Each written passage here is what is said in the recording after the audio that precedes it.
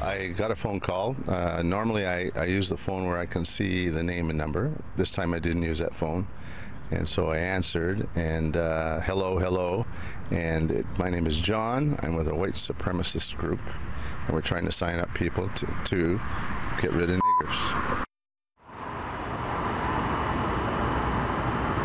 Good evening, I'm Natish Basono. You just heard from a man with this exclusive story, his experience with a white supremacist. Now he's asked to conceal his identity, but what happened to him should not be a secret.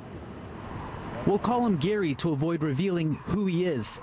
He's mixed race and says that with his skin color, he's had to deal with racism his whole life.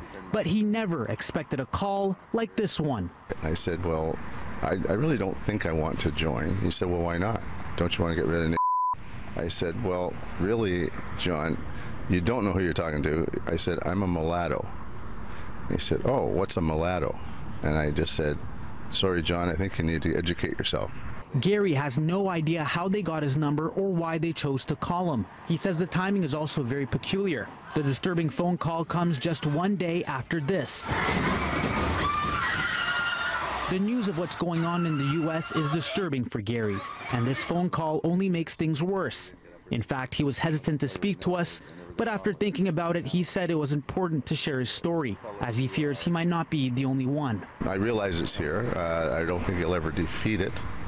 But when in this case, I didn't want to do this, but I'm proud of my grandparents for what they went through, and I said I'd be letting everybody in my family down if I didn't just at least say it. This could be happening to you. Now, Garry tried to track down the number by calling his cell phone service provider. He's also brought this up with the police. He's still waiting to hear back from them. Now, what happened to Garry and the violence in Charlottesville has brought many Torontonians together in solidarity right here where I'm standing at the U.S. Consulate on University Avenue. Armies multiplied 1,000-fold. We can bring to Songs of peace and chants condemning violence at the U.S. Consulate this evening. This, the reaction in Toronto to the attacks in Charlottesville, Virginia on Saturday. American expats standing with anti-fascist groups holding candles to honor 32-year-old Heather Heyer, killed when the car plowed into a group of counter-protesters.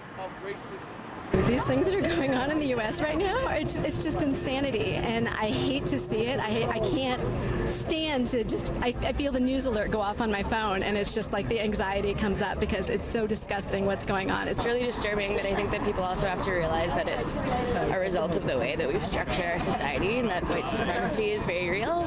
Well, it's important to understand that it's like the struggle down there is linked to the struggles here, and to show our solidarity with the people, not just victims of violence there, but everywhere who've been victimized by fascist violence that's been increasing. The vigil was in part organized by the Toronto chapter of Democrats Abroad.